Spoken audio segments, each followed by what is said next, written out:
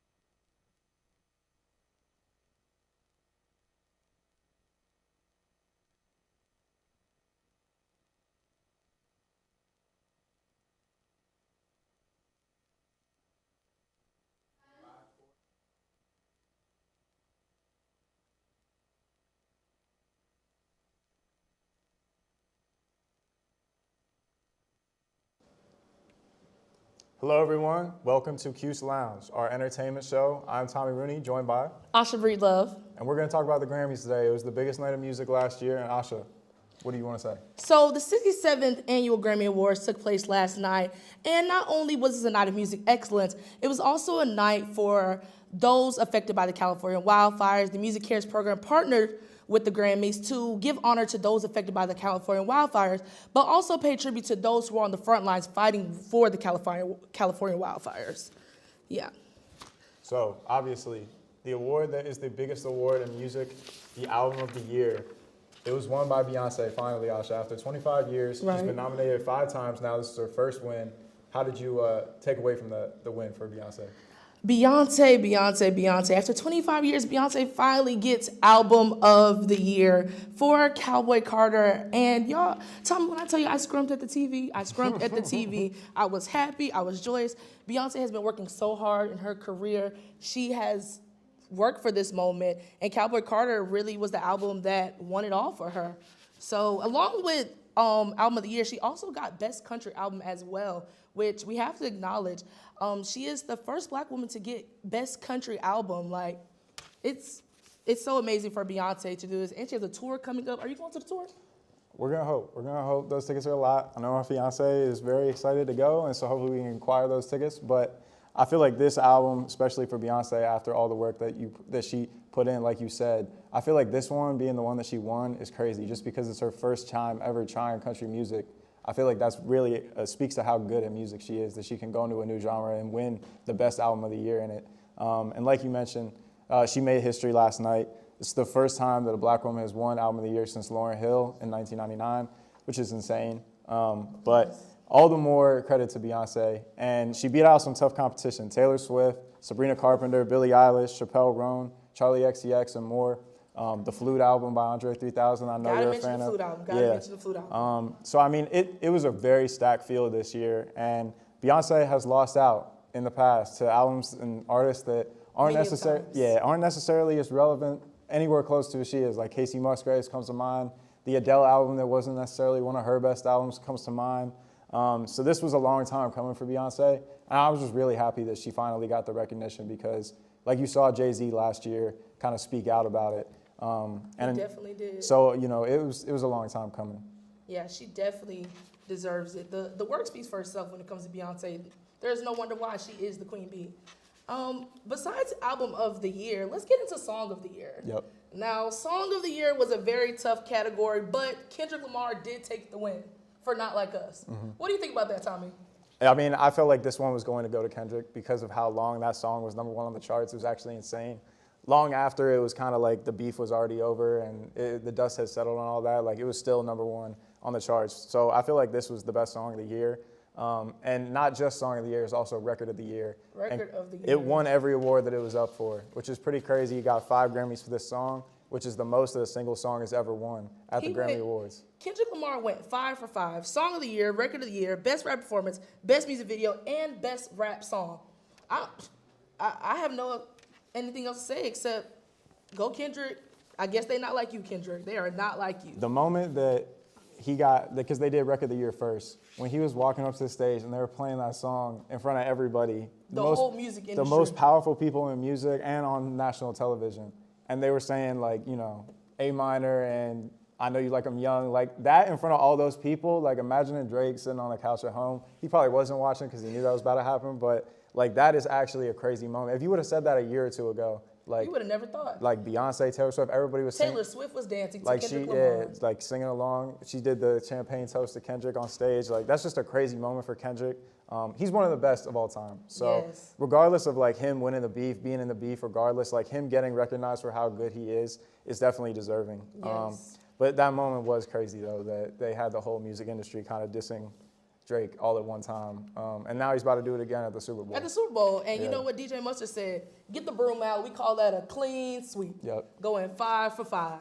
Now, Best New Artist. Yep. It was a tough category, Best New Artist. But overall, Chaperone takes Best New Artist for the year. I thought that this was probably, at least in recent memory, the most stacked Best New Artist field of all time. I definitely agree. And like, I'm sure that this isn't the first time that people who have been in the game for longer than a year or two have been part of this category, but I feel like a lot of these people have been out already. So I don't really know what qualifies you as a new artist, but I guess it's when you really come onto the scene, that's when you're considered a new artist. But I mean, you look at this field, Shabuzi, Doechii, Sabrina Carpenter, Chappell Roan, like you said, Ray, Teddy Swims too, like Benson Boone too. Like, there's a lot of big time names in that category. So I feel like pretty much any of those people, I would have said they deserved it. I agree. But Chappell definitely did. Chappell Roan has had a really big year. We've been HOTTOGO all year. It's been a really big year for Chappell Roan. But let's talk about their performances. From what I know, this is the first time the Grammys has ever done where all the Best New Artists kind of perform and kind of like a melodic type of thing, back to back after each other. Who was your favorite performance, or who was some standouts for you? Favorite performance is hard because I really don't think any of them were a bad performance. They were all good. I agree. My favorite though was Doechii. Doechii, like I'm a big Doechii fan. I'm really glad that she won Rap Album of the Year, which is crazy. Shout out to the Swamp Princess. Yeah, no, I mean she's having an insane year, and I thought her performance was crazy too. I really like when they have like people who like all dress the same, so it's kind of like uniform. Very insane. Yeah, so that was a really cool performance, and then obviously she went crazy with the dress switch. But I feel like the performance itself was probably one of the standouts of the night. But I also got to mention Benson Boone, who I'm not gonna lie, yeah, like I was not very tapped into Benson Boone. I think I heard like that one song that he performed before on the radio, but doing that jump off the piano was crazy. Like, not just a jump. Benson Boone ran from the floor, outfit change to the stage, jumped on a piano stand, and then hit a flip and landed on his feet and kept singing at the same time. Yeah, I saw a picture of him flip in midair, like. They snapped him mid-air, mid-flip. Benson Boone is really an artist to look out for. He's probably been on the scene for a while, but he's really one to look out for coming to this next music year. I hope that he eventually wins a Grammy, along with Teddy Swims and Ray. Teddy Swims and Ray really brought the R&B back and gave us compelling vocal performances. Both times, they were amazing. But I would have to say that one of my favorite performances is also Doechii. But not just Doechii, Sabrina Carpenter and Chaperone as well. Chaperone took it to the Pink Pony Club for sure. And Sabrina Carpenter gave us very much old Hollywood glamour, very theatrical, with the outfit changes, with the ins and out. She was amazing. Every time I see her, she just reminds me of like Cinderella. So no, yeah, I thought like all the performances brought something different to the table. Like there was a lot of different styles. Like Teddy Swims was just stand up singing, but he has such a powerful voice that it really did hit. Same thing, like you said, Chapel with the big pony, like, and all of the theatrics with Sabrina Carpenter. Like, there was a lot of different styles and versatile performances. The one name that I don't like they didn't perform. I'm not sure how to pronounce this name. Was Krubin, right? The band. They are a band. They are a Look band. them up. Their music is good. They are a band. It was good vibes. There wasn't any words, at least on the song that we listened to before the show. But the vibes were great. It was good vibes. The vibes were there. They didn't perform. I guess because they don't have words in their song. That's why they didn't perform. But the future of music is bright. I think that was the main takeaway from the Best New Artist category is that all those performances and all those artists had great years and great nights last night. I was surprised that Shabuzi didn't win anything. I was surprised as well. He was up for this award. He was also up for Song of the Year with a bar song. So I feel like that song also, just like Not Like Us, was on the top of the charts like all year. Yes, that's all you heard all year was Shabuzi. You mentioned something about styles. So this is an award show. So of course we have a red carpet. Everyone is bringing out their best fits. What are some of your best fits? Who you think not put it on the best, or in your opinion? There was a lot of interesting, and there always is. That's one of the best part of the Grammys is the outfits and the red carpet. The one that stood out to me the most was Kendrick's Canadian tuxedo. Yes, shout out to the Canadian tuxedo. Obviously, there's some context involved with the Canadian aspect of that because of the beef with Drake, who's Canadian. I just thought, like, he didn't mention Drake, he didn't mention the beef or anything like that in any of his speeches. And I thought that just wearing that was kind of like a little subtle nod to the beef and the fact that, Canadian tuxedo beating a Canadian rapper. I felt like that was pretty cool. You know what interests me about Kendrick? How his hat just stays on the entire time. Yeah. It's just on his head, no pins. It's just there. But the Canadian suit, that was good. That was good. What about you? I would have to say one of my favorites is Doechii. I feel like I'm kind of giving a little bit of Doechii tonight. Doechii, she had on this gray tight-fitted dress with the tie and the signature Doechii tape eyes like she does. It was really nice. It was classy. It fit her to a T. Doechii was a standout to me. Who else you got?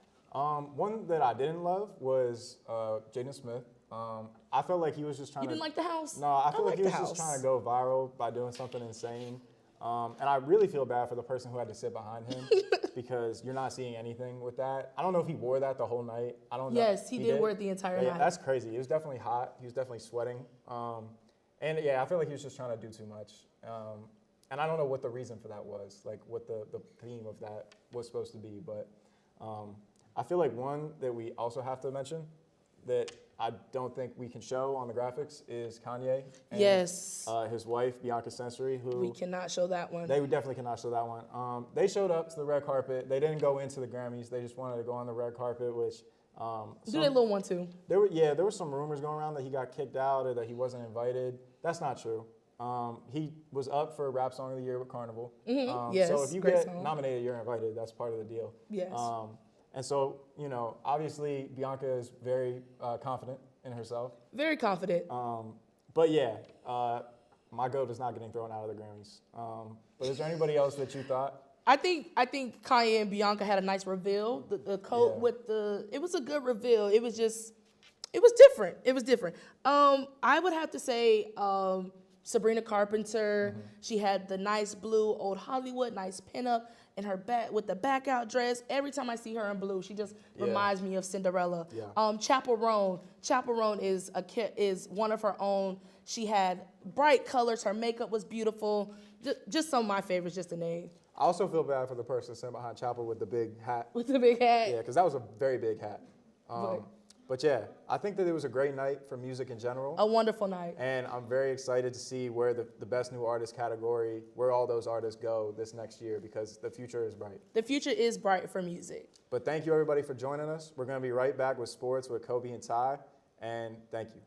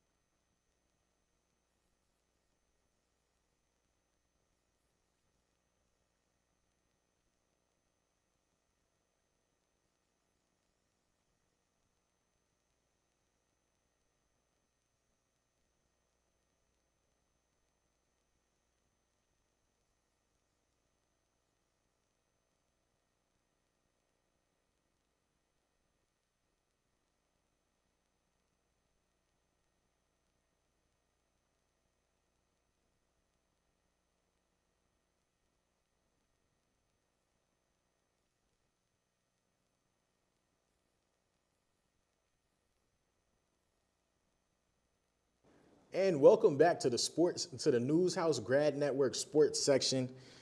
I'm Kobe Scales, and I'm with Ty Sansbury. And we got a packed show for you today. I mean, what a weekend in sports, right? I mean, Crazy weekend. But we're going to start off with a basketball road trip. Syracuse lost to Stanford first, but then they got a win in Cal. I think we predicted that one. We predicted that one last week, right? Yes, sir. What did you see from Syracuse this weekend? They came out completely different than the Stanford game. In the Cal game, they were energetic and they were moving the ball real well on offense. So that was a completely different showing from the Stanford game, where they started that game down 17-0. And this game, in the Cal game, they never trailed. So that is complete different and something we really haven't seen this year from Syracuse. Hopefully they can keep it going moving forward. Now, moving on to the Duke game. We got Duke coming up this week. My thing about the Duke game, man, we still had 13 turnovers against Cal, even in a Indeed. win, right? Duke forced 18 turnovers against UNC this past weekend, and we got UNC coming up too. I don't know how much better we are than UNC, but if we had 13 turnovers in a win against Cal, what do you think we see against Duke on Wednesday? Funny you mentioned that. Duke ranks top 5 in scoring defense this year. Do you know where Syracuse ranks offensively? I don't. 190th in the nation. Wow. That is basically half in the nation. That is terrible. And when you're playing against the top 5 defense, you're going to have to be able to move the ball and shoot real well. 2 things Syracuse hasn't done this year. So for this Duke game, can they be able to get some good shots and good looks? It's going to be hard depending on how good the offensive ball moving is. There you go. Moving on to lacrosse. Personally, I played lacrosse in high school for the first time ever. We was talking about that. Man, it was the most fun time I've ever had. I mean, I played football, I played basketball, I played baseball, but lacrosse is something I wish I'd have played growing up. Norfolk, get it together. We need lacrosse real soon. The whole 7-5 needs lacrosse. Now, moving on, lacrosse got a very nice win in the season opener against Jacksonville, 24-5. What did you see in that one? Syracuse did what they wanted to do, and they're ranked number 2 in the nation for a reason. They had 8 players with 2+ goals, and they had 2 10-point quarters. That's almost unheard of, and they lost in the NCAA quarterfinals last year, but this team is looking to make an NCAA championship run this year, and hopefully, with the showing they had in the first game, they will continue to do that moving forward. Now, we're in a Final Four drought. I think it's been a few years since we've been to the Final Four, so we got to get there first before we can win a championship, but I do believe, that is true. I do believe with the returners that we have coming back this year, Final Four is definitely in the cards. Moving on to NFL, we have some MVP awards and Super Bowl predictions. Now, my MVP is Lamar Jackson. I don't know about you, and I don't know about all of the viewers at home, but my MVP, Lamar Jackson. Who is yours? It's hard to choose against Lamar.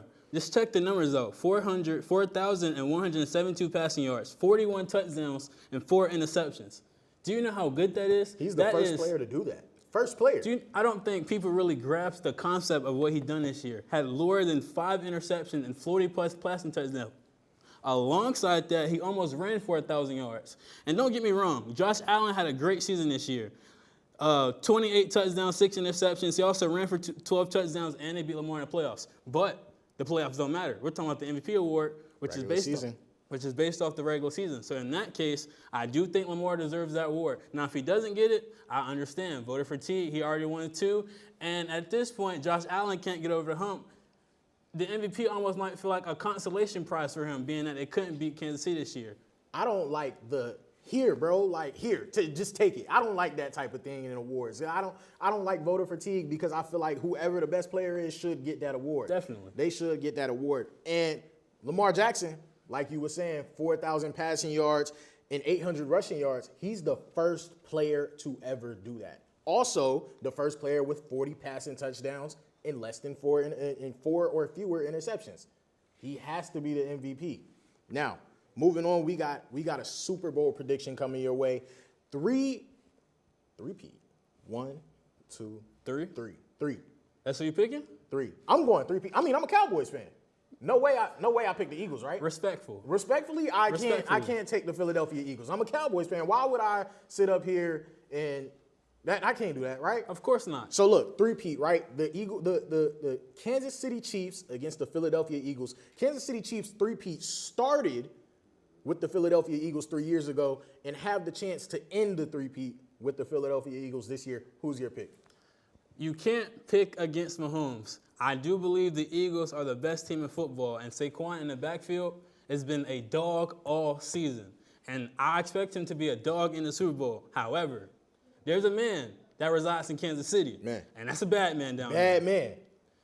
And when the game is on the line, you can't pick against 15. And also, Kelse, I've been saying since the season start, they win the Super Bowl, he retires. They get the 3-peat, and they ride off to the sunset. And after that, they reload again. It's just the Chiefs.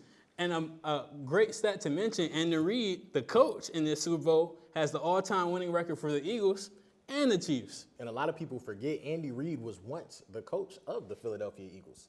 He coached there for a very long time. So I believe this 3-peat means a lot to all of them. Like you said, if Kelsey wins this year, he may ride off into the sunset.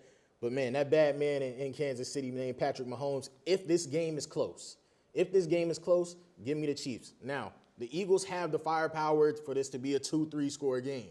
But if it's close with 3 minutes left, give me Patrick Mahomes. They better hope they up 2-3 scores. Better. Because if they not, Man, guess who holding up that trophy after the fourth quarter end? And I'm going to be happy. hey, I'll be happy too. Especially since the Eagles killed my boys in the championship game. Yeah, them I still ain't recovered from that. So I'm Bum-menders. They bums. you a Cowboys fan, right? My fault. Moving on. Listen, we got blockbuster trades in the NBA this weekend, y'all. Blockbuster trades. We're gonna go. I know it's one y'all want to talk about a lot, but we're gonna go Chicago, Sacramento, in the Spurs first. De'Aaron Fox to the Spurs, Zach LaVine to the Kings, and the Bulls get Zach Collins, Trey Jones, and Kevin Huerter. Listen, I'm not a big fan of the Kings receiving Zach LaVine again. I think we've seen this experiment before. We've seen this Zach LaVine, DeMar DeRozan. Where we seen it? Man, where did we see it? I can't put my finger on It's it. so crazy that the Bulls wanted to give you Zach LaVine because to play with DeMar DeRozan again. They were Have we like- seen that before? I'm sure. I think the we Bulls, have. I think the Bulls say, "Oh, you want him? Have them. Take him." But what we need to talk about is De'Aaron Fox To the Spurs. getting paired up with Wemby. Now, a lot of people want to talk about him getting paired up with Wemby, but I think him being alongside Chris Paul for the latter half of Chris Paul's career, I think that right there is the thing that will help him most. The Wemby and De'Aaron Fox connection will be great in a few years. True. But right now, while Chris Paul is there, the help that Chris Paul will have on He'll get to play less minutes. but the help that he will give to De'Aaron Fox. Listen, De'Aaron Fox came in a 19-year-old kid to Sacramento, and now True he's enough. 27. So he's had a few years in the league, but learning from a great like Chris Paul could help a lot. Now, we're gonna move. The trade of the year, century, decade. I think this goes down to one of those. Where were you when this happened? I know where I was. I was at home ready to go to bed. This came in at like 12:30. I had just watched my Lakers win. I was happy. I was excited. We had just won in the Garden. LeBron had went for 30-point triple-double. Greatest of all time. Man, you know what I'm saying? Different conversation. The GOAT. LeBron had just went for a 30-point triple-double, and I think everybody on the East Coast was wrapping up their night. Rob Pelinka and Nico Harrison had other plans. Luka Doncic to the Lakers, Anthony Davis to the Dallas Mavericks, Jalen Hood-Schifino to the Utah Jazz, and I think the Lakers sent a first-round pick with Dallas. Anthony Davis. Yes, Yeah. sir. And Max Christie. Thoughts? How do you listen? Right. Mm-hmm. Luka is a generational offensive talent. There you go. Emphasis on generational. And you don't even, listen, you don't tell him you're about to trade him. You do it and you don't tell him, you don't tell nobody, and you shock your entire fan base. Do you know how bad one trade has to be if everybody on Twitter is like, no way, Shams got hacked? Do you know how bad a trade has to be? We really thought he got hacked. Like, we was really like, oh, that's not it. They was making jokes. Kay Adams had his phone, all types of crazy stuff. Like, listen, right?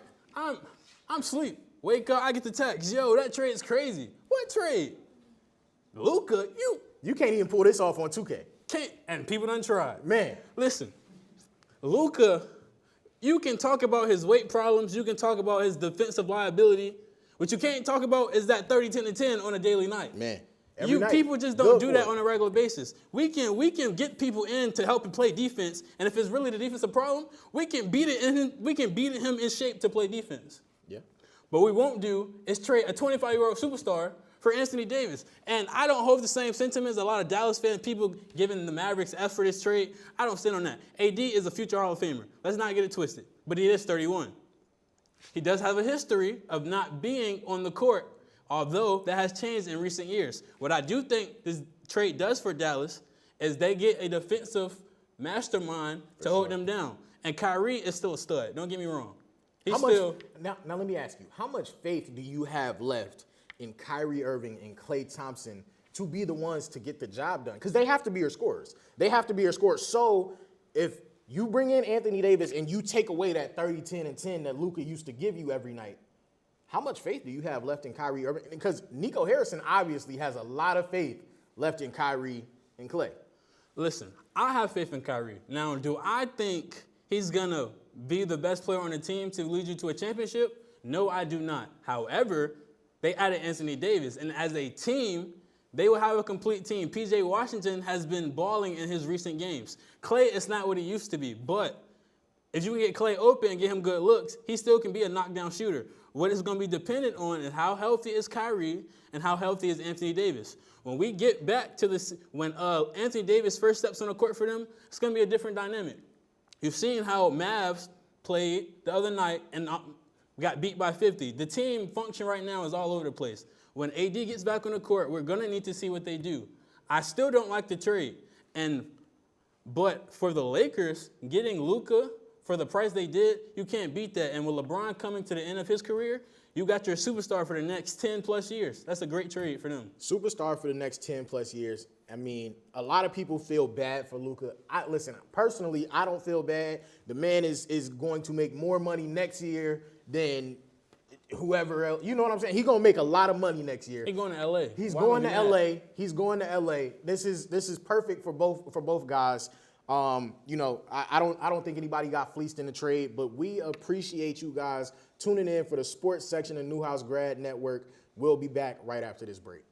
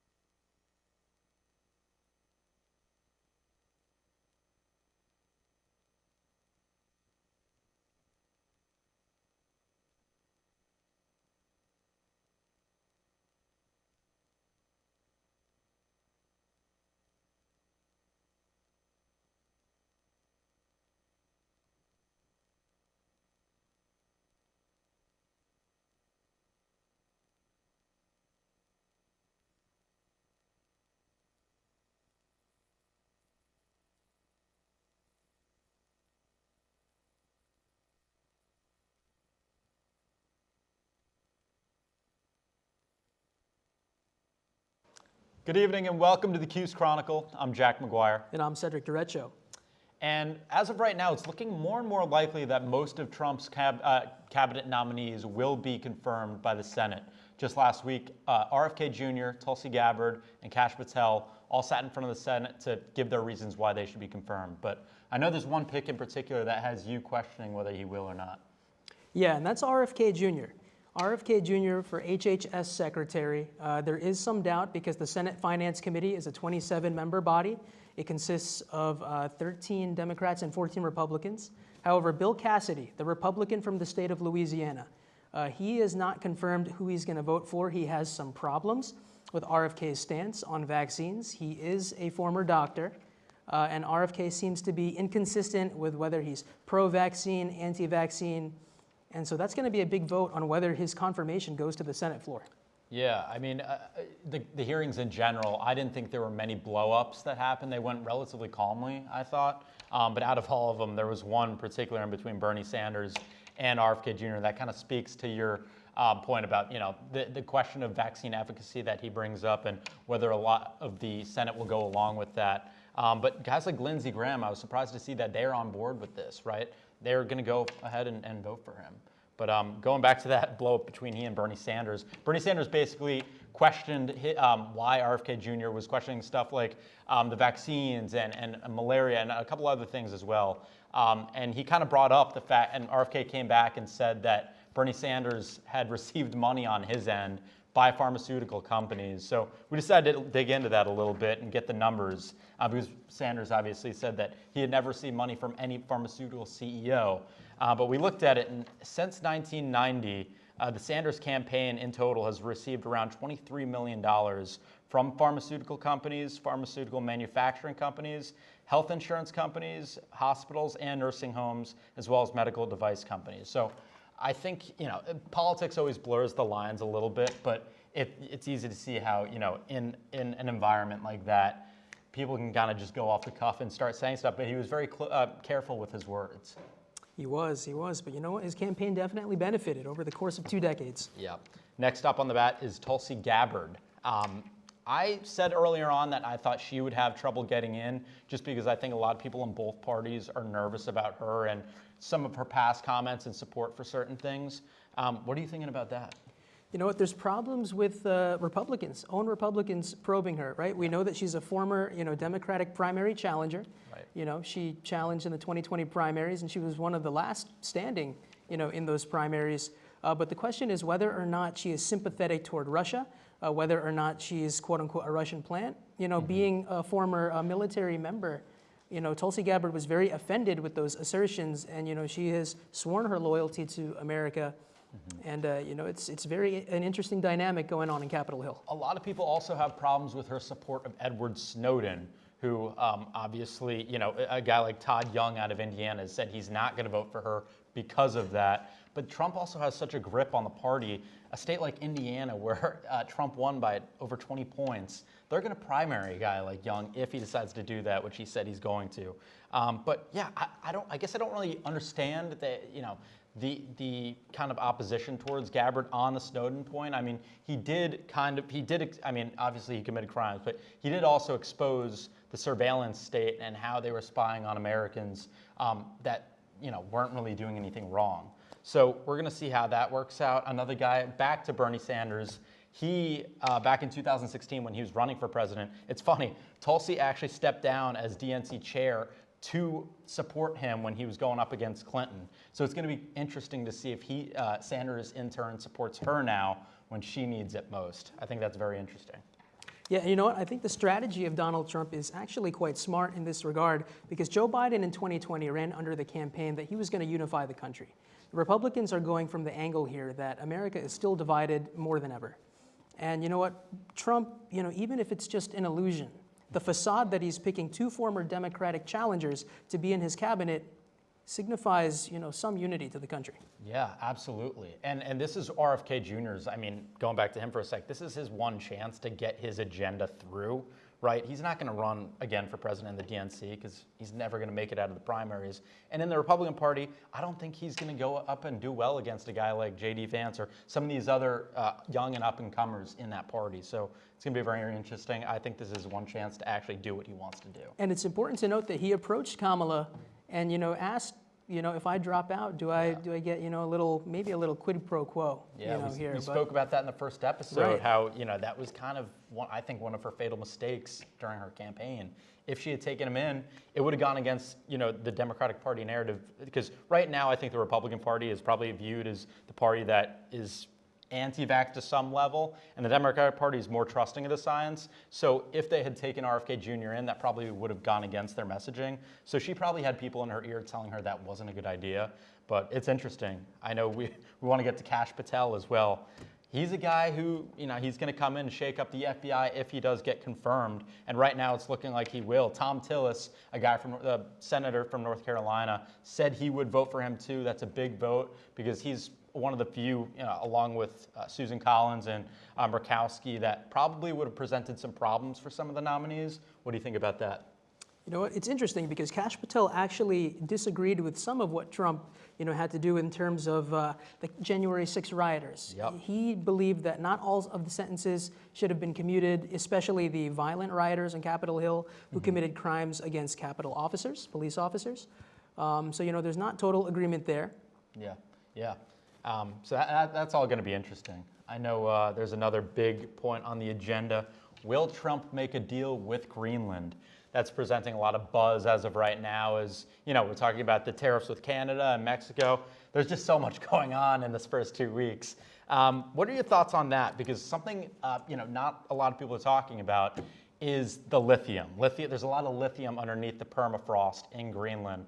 And right now, China is the main exporter of lithium globally. So a lot of countries are relying on lithium for cell phones, and it should be noted that Tesla cars are powered by lithium as well. What do you think of this? Because I know there's a lot of buzz around whether we would buy them from Greenland, even though Greenland's self-autonomous right now. What do you think? It's all about competition. The U.S. and China, their GDP, China has been just rising and rising and rising year by year. There are fears by the United States that China will at some point surpass the U.S. GDP to become, the most valuable economy in the world. The U.S. is trying to push back against that in every way, shape, or form. And you know what? Trump is trying to make Greenland a sort of an indie China in a way in terms of exporting lithium. Yeah. And I think one of the big points you mentioned earlier to me privately was that 85% of Greenlanders do not want to be a part of the U.S. But I'd argue that Donald Trump doesn't really care, right? He's thinking obviously about what the Americans want and what's best for this country. He's not really thinking about what people in Greenland want. But I will say, if Greenland were to get independence, they'd have to vote for it. And as of right now, I don't think there's a whole lot of reason for them to do that because they're subsidized from Denmark for healthcare and other things along those lines. But yeah, and if the U.S. were to take in Greenland, I don't think they'd be too happy with our healthcare system. So. Yeah, and it's interesting because there's conflicting statements there. Donald Trump has not ruled out the use of military force to take over Greenland. It's a very important strategic point, for the United States in terms of defense. And you know what? There's also disputes as to what the price of buying Greenland would be. So J.D. Vance has ruled out the use of military force. He says that the U.S. would only buy Greenland. In 2019, there was a proposal by Donald Trump's administration to buy Greenland that was rejected hands down. And you know what the cost of buying Greenland would be is interesting. I've seen numbers all over the place from $12 billion up to $77 billion up to $1.1 trillion because we don't know what exactly the untapped resources are. Yeah, and do you think economically speaking, do you think we would go as far as to place high tariffs on products coming out of Denmark? Because we rely on them. One big thing is Ozempic. A Denmark drug company produces Ozempic, and we rely on them for hearing aids and as well as other diabetes drugs. So it's going to be interesting to see whether we do that. But yeah, I don't know. It's going to be wild. And there's also the problem of it, Trump looking like an imperialist on this one. Yeah. You don't want to look like you're just going out and trying to take over the world. Yeah. I mean, do you see him at the end of the day putting economic pressure on them? I wouldn't rule it out. Yeah. I wouldn't rule it out. Yeah. Well, I guess this kind of brings us to the most unfortunate point of our show tonight. It's an update on the recent plane crash that happened in D.C. I know you have more on that, Cedric. Yeah. So you know what? The fuselage was just recovered today from the Potomac River. So the first parts of the wreckage, are being recovered right now. So 55 out of the 67 victims have been recovered, and one of those victims was Christine Lane, a former Syracuse University graduate, and so this tragedy hits really close to home. Her son Spencer, who she adopted from South Korea, he was a figure skating phenom. He very well may have been on the 2030 Olympic team. And so, just a tragic situation all around, but we're learning more about it. It's going to be months before we figure out what the actual cause of the crash is, obviously pending a full investigation. But you know what? The priority right now is recovering, the rest of the victims from the water. There's still 12 more. Yeah. I mean, I think there needs to be accountability too. When you see the video, and no one's judging anything that happened, but it almost looks like the helicopter drove right into the direction of the plane. So I think people deserve to know what happened, especially the families that lost loved ones. I mean, even the military members' families that were on the helicopter, they need to know what exactly happened. Because we heard the air traffic controller, right? We heard audio, but at the end of the day, we really don't know what happened aside from what we can see with our own eyes. So a closure for the families is so important in a moment like this, and our hearts go out and our thoughts and prayers to the families who have lost loved ones in this unfortunate tragedy. Yeah. Well, I think that'll do it for us tonight. We really appreciate you tuning in. Come back next week at 6 o'clock for more. It's been great having you. Have a good night.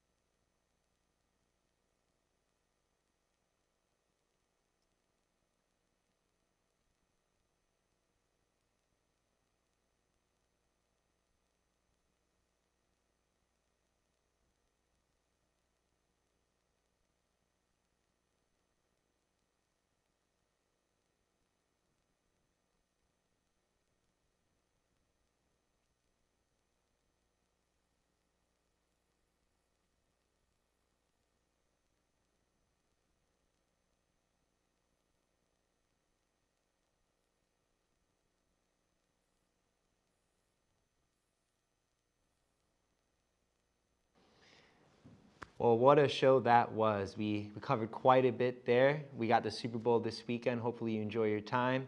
And man, I never thought in our lifetime we would see the possibility of the United States taking over Canada and Greenland. We'll just have to see how that unrolls.